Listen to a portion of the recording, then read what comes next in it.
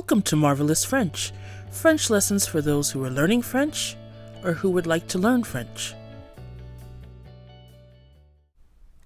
Welcome to another edition of the Closer Look series, where we look at native French materials for interesting grammar and vocabulary points. This is going to be a three-part lesson. In this video, part 1, we're going to look at the first 3 paragraphs of a French Huffington Post article regarding a cartoon drawn by Charlie Hebdo, which is a French newspaper, regarding the earthquake that occurred in Italy in August 2016. In parts 2 and 3, we'll look at some tweets, some comments left on Twitter regarding the cartoon. You'll find a link to the Huffington Post article in the description box below. I did want to make a note on the source material that we'll be looking at. Please note that the drawing itself is controversial and can be considered in poor taste. Charlie Hebdo is known for its irreverent tone. Also, the tweets that we'll be looking at in parts 2 and 3 of this lesson contain very strong language. So these lessons are not meant to condone or comment on the content itself. We're approaching this from a language learning point of view, and what we'll see here is topical, current, and definitely authentic. So with that said, let's take a look at the cartoon and the Huffington Post article. So here is the cartoon by Charlie Hebdo. It depicts victims of the earthquake which, again, occurred in Italy in August 2016. So we see the title, Séisme à l'italienne, which means earthquake Italian style. So we use the same sort of expression in English, à l'italienne, meaning in the Italian way, à la française, in the French manner, as a French would do it, etc. Then we have a caption over each victim, penne sauce tomate, which is a pasta dish, penne with tomato sauce. Penne gratinée, which is penne au gratin, that is with cheese and breadcrumbs, and lasagne, which is the same word in English, lasagna. So as you can imagine, this drawing was not appreciated by everyone. Now let's take a look at the Huffington Post article on this cartoon. So here we have the title of the original article in the first paragraph to the left, and my English translation to the right. Des internautes et élus italiens s'indignent pour ce dessin de Charlie Hebdo. Une fois de plus, Charlie Hebdo ne plaît pas à tout le monde. Dans son dernier numéro, paru mercredi 31 août, l'hebdomadaire satirique a publié une caricature réalisée par le dessinateur Félix, fidèle à l'humour noir et grinçant qui caractérise le journal. On peut y voir 2 personnages ensanglantés, ainsi que des corps dépassant d'un empilement de gravats. So we have des internautes et élus italiens, so internet users and Italian elected officials, s'indignent pour ce dessin de Charlie Hebdo, are outraged by the Charlie Hebdo drawing. Une fois de plus, once again, one more time, Charlie Hebdo ne plaît pas à tout le monde. Charlie doesn't please everyone.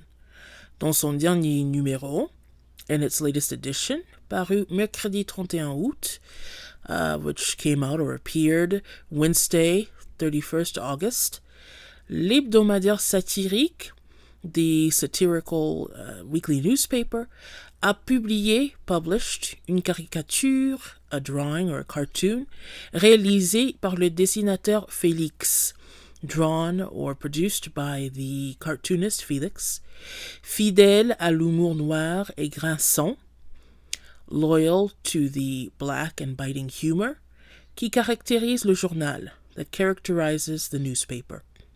On peut y voir 2 personnages. One can see there 2 people, ensanglantés, bloody, ainsi que des corps as well as bodies, dépassant d'un empilement de gravats, sticking out of a pile of rubble. Now let's take a look specifically at my English translation. Internet users and Italian elected officials are outraged by this Charlie Hebdo drawing.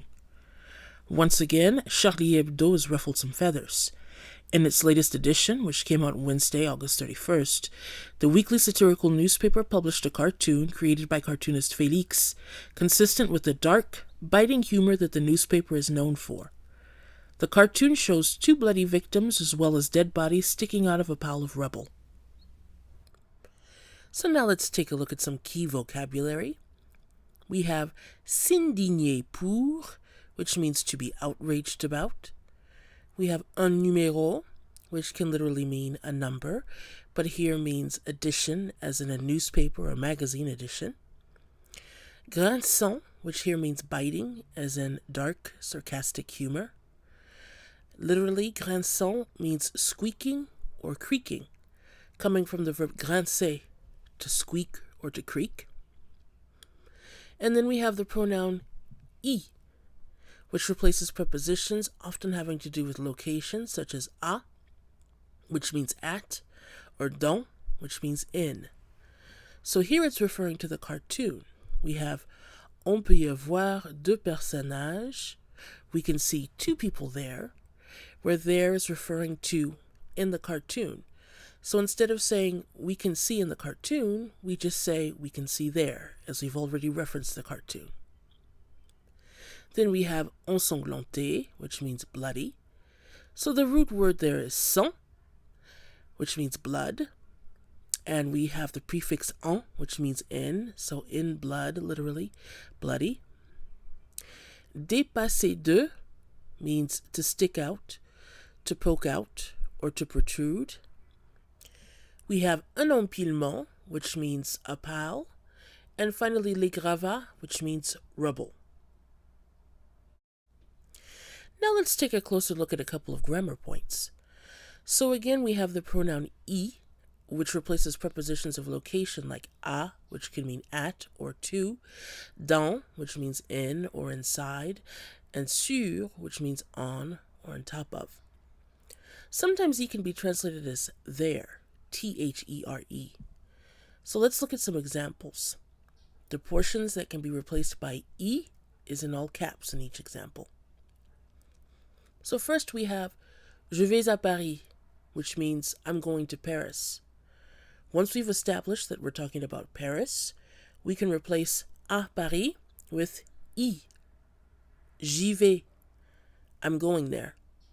Notice that je, J-E, meaning I, gets shortened to J apostrophe when followed by E for sound reasons. So we say j'y vais and not je y vais. Here's another example of a prepositional phrase replaced by I. Elle est restée chez lui. She stayed at his house, where chez lui means his house. Once it's clear that we're referring to his house, we can replace chez lui with I to avoid redundancy. Elle y est restée, she stayed there. Now, I often replaces prepositions representing location, but it can also replace other expressions used with prepositions, particularly à, that aren't locations. We have an example here. Nous pensons à notre voyage. We're thinking of our trip, which becomes nous y pensons. We're thinking about it. So in this case, I replaces à notre voyage, which is not a location, but rather part of a phrase used with à. So in French, to think of something is penser à, and again, I can replace general expressions used with à, whether they be related to location or not. So just a note, I is used for places and things, inanimate objects. It cannot be used to replace à or other prepositions followed by people or animals. That would require indirect objects or stress pronouns such as lui. So for example, if I say, I'm thinking of my mother, je pense à ma mère, and I want to instead say I'm thinking of her, I can't say j'y pense. I can't replace à ma mère with I, which is only for inanimate objects. If I said j'y pense, that would mean I'm thinking of it. So I would have to say je pense à elle. I'm thinking of her. Now, as far as placement, where I goes in a sentence, the rules for I apply to all pronouns in general. So when you just have one verb, your pronoun, in this case I, goes before the verb, as in the example, il y va, he's going there, where I comes before the verb va, which means goes or is going. When you have two verbs, a conjugated helper verb and an infinitive, the pronoun tends to go before the infinitive, which is usually the verb that the pronoun is modifying. So in the example, il va y aller, he's going to go there, the pronoun y comes before the infinitive aller, to go. Now there are some exceptions, but for the purposes of this video, it's a good general rule. And in compound tenses, like the past tense, le passé composé, you have a conjugated helper verb, either avoir or être, and your main verb put in the past tense. In this case, y goes before the conjugated helper verb, which again is going to be either avoir or être. So we have the example, il y est allé, he went there, and we see that y comes before est, which is our conjugated helper verb, the third person singular form of être. Now we have a second grammar note here regarding quantity words and de, which means of. Now usually de agrees with the noun it modifies. It becomes feminine, plural, etc. if the noun is feminine or plural. But when used with quantity words, it doesn't change. It remains de, what we call invariable. So we saw in the article, un empilement de gravats, a pile of rubble. Even though gravat, rubble, is plural in French, we use de, not des, which would be des, the plural form of de. So we're not going to say un empilement des gravats with des, but un empilement de gravats with de. So here are some more examples. Beaucoup de gens, a lot of people. So again, we're using de, not des, even though gens, people, is plural. We also have une bouteille de vin, a bottle of wine.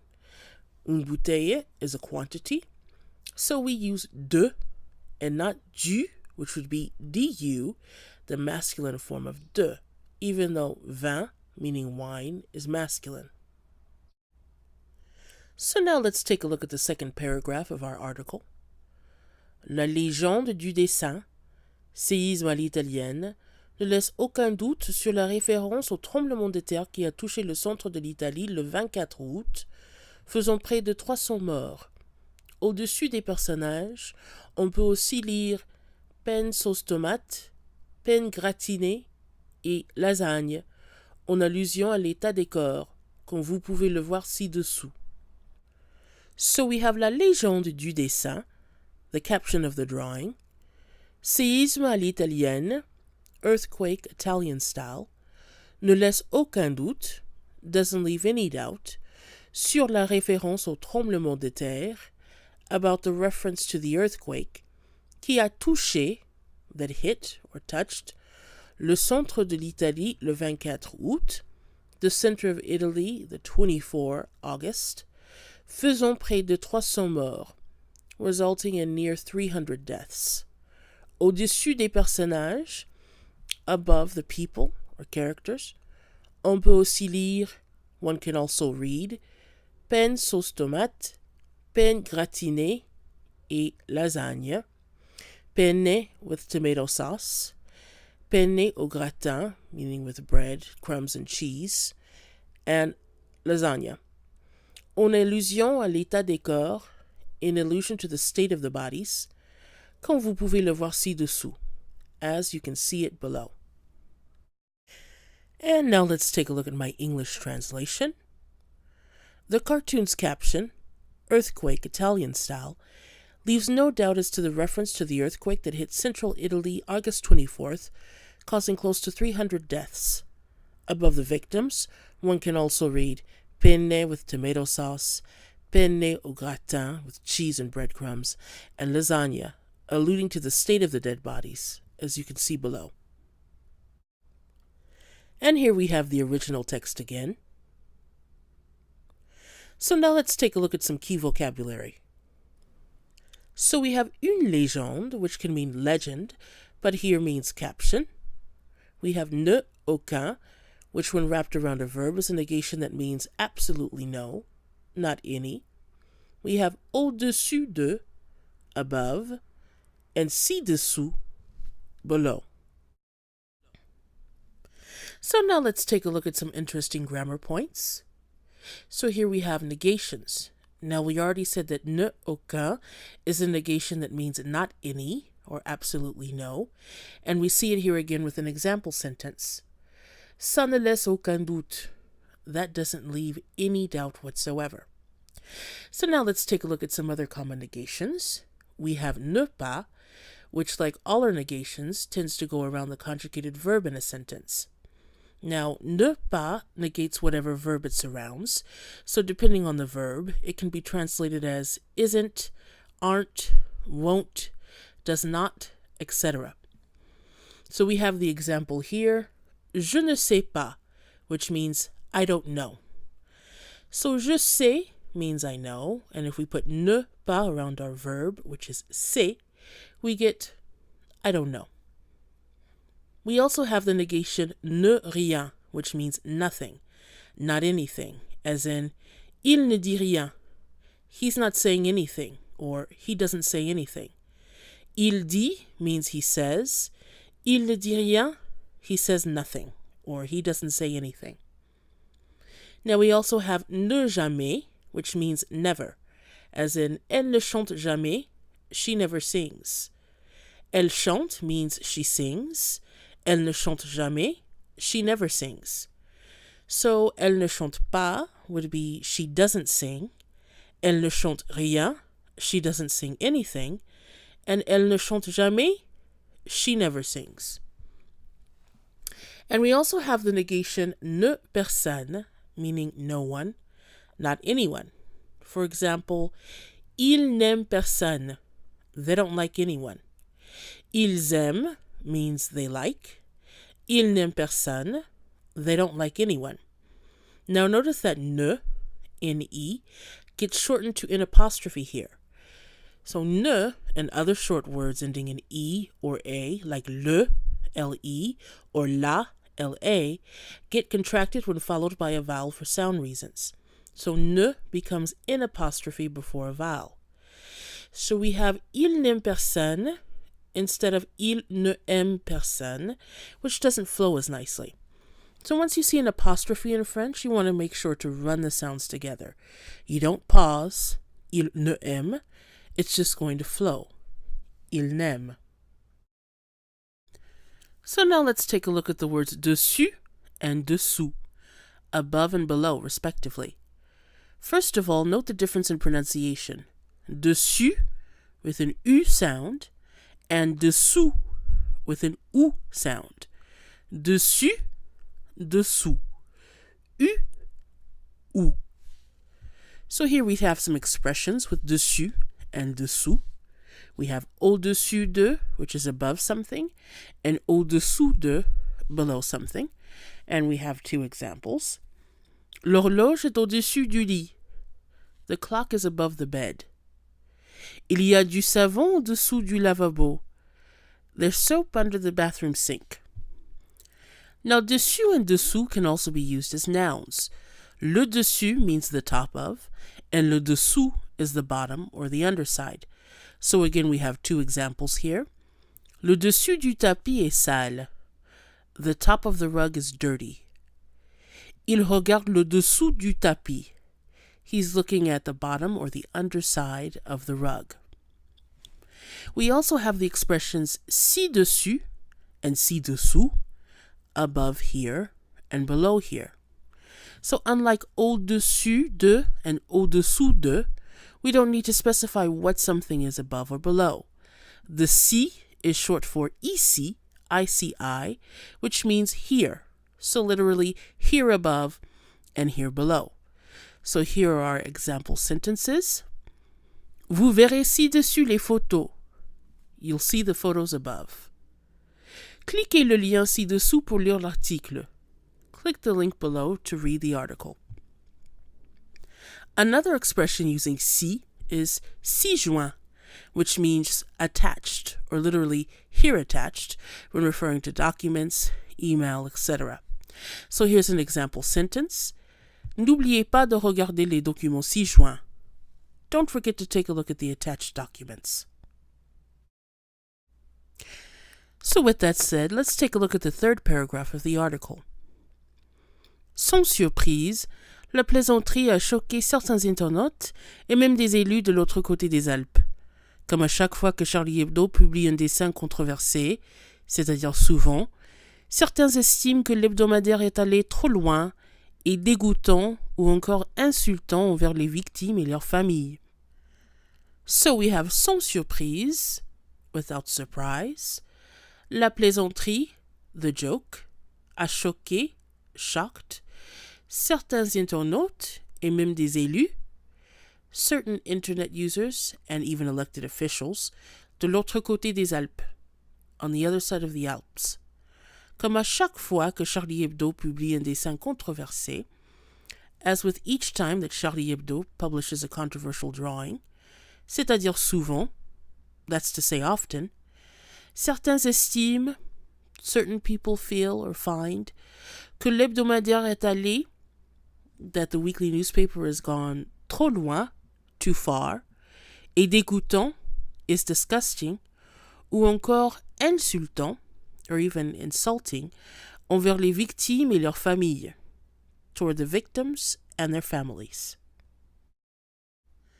And here's my English translation. Unsurprisingly, the joke shocked certain internet users and even some elected officials from across the Alps, meaning Italy. As is always the case when Charlie Hebdo publishes a controversial cartoon, meaning often, some people feel that the weekly newspaper has gone too far, is disgusting, or insulting to the victims and their families. And let's just take a quick look at the original text again. So now let's look at some interesting vocabulary. So we have une plaisanterie, a joke. Another word for that in French is une blague. We have même, which in this case means even, as in même des élus, even elected officials.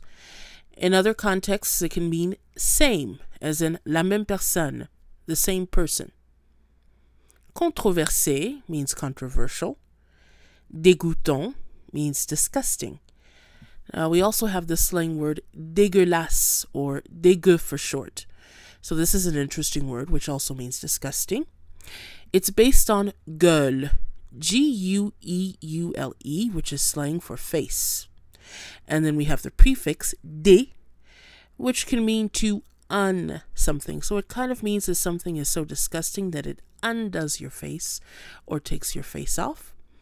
And then finally we have the word envers, which can mean toward or to, as in insultant envers les victimes, insulting to or toward the victims. And that brings us to the end of part 1 of our lesson. Again, in parts 2 and 3, we'll look at some tweets related to the Charlie Hebdo cartoon that we discussed in this lesson. In the meantime, if you found this lesson useful, please feel free to like, share, comment, and subscribe. And once again, this was Meredith with Marvelous French, and as always, à la prochaine! See you next time!